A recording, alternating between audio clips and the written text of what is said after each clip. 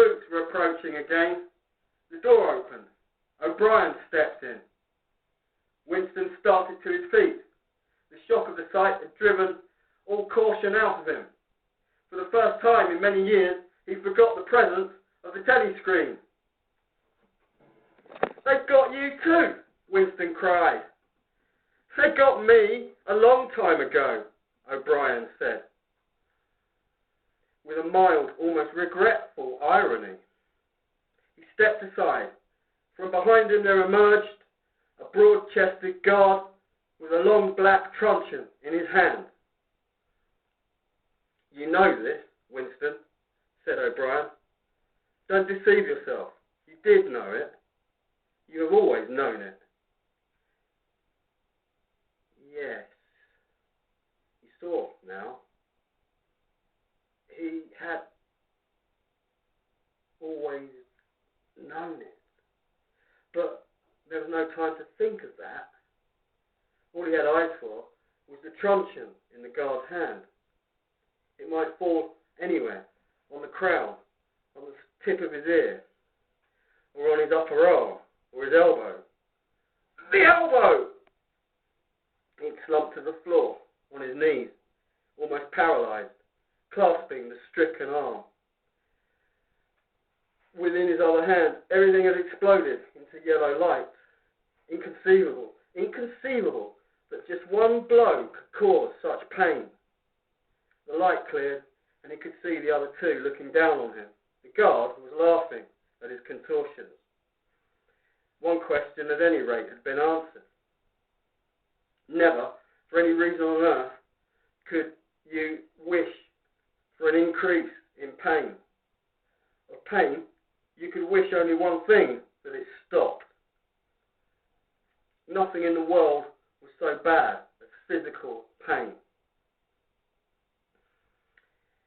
In the face of pain, there are no heroes, no heroes, he thought over and over as he writhed on the floor, clutching uselessly at his disabled arm.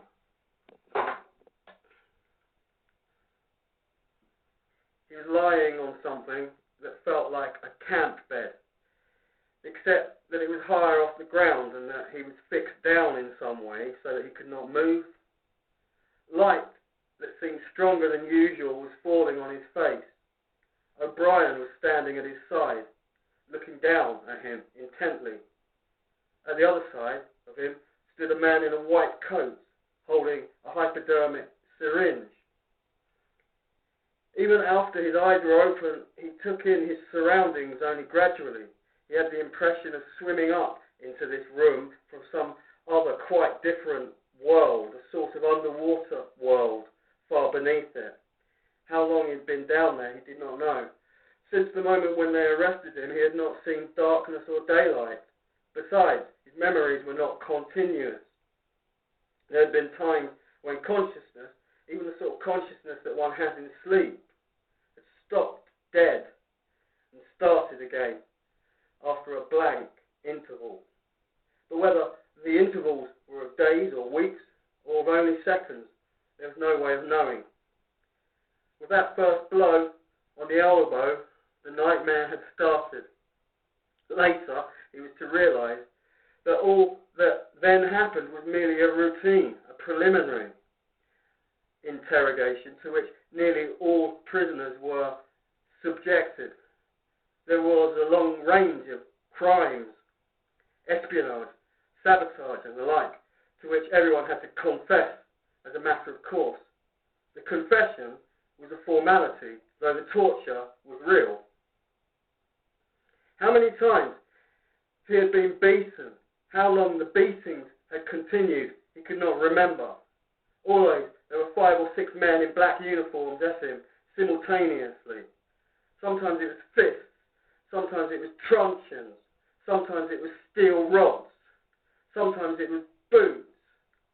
There were times when he rolled about on the floor as shameless as an animal, writhing his body this way and that in an endless, hopeless effort to dodge the kicks and simply inviting more and yet more kicks in his ribs, in his belly, on his elbows, on his shins, in his groin, in his testicles, on the bone at the base of his spine.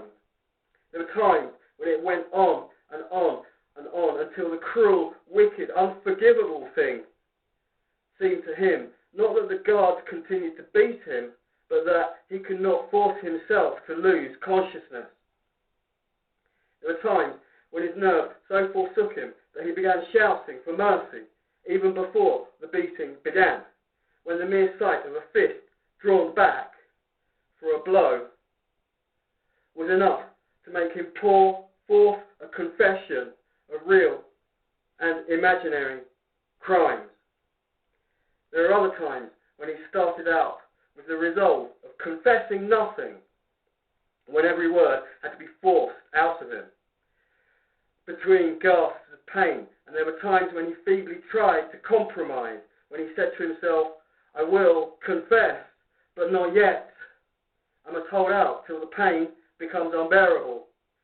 3 more kicks, 2 more kicks, and then I will tell them what they want. Sometimes he was beaten till he could hardly stand, then flung like a sack of potatoes onto the stone floor of a cell, left to recuperate for a few hours and then taken out and beaten again. There were also longer periods of recovery. He remembered them dimly because they were spent chiefly in sleep or stupor. He remembered a cell with a plank bed, a sort of shelf sticking out from the wall, a tin wash basin and meals of hot soup and bread and sometimes coffee. He remembered a surly barber arriving to scrape his chin and crop his hair, and businesslike, unsympathetic men in white coats feeling his pulse, tapping his reflexes, turning up his eyelids, running harsh fingers over him in search for broken bones, and shooting needles into his arm to make him sleep. The beatings grew less frequent and became mainly a threat, a horror, to which he could be sent at any time when his answers were not satisfactory. His questioners were not ruffians in black uniforms, but party intellectuals, little, rotund men with quick movements and flashing spectacles who worked on him in relays over periods which lasted, he thought, he could not be sure, 10 or 12 hours at a stretch. These other questioners saw to it that he was in a constant slight pain, but it was not chiefly pain that they relied on.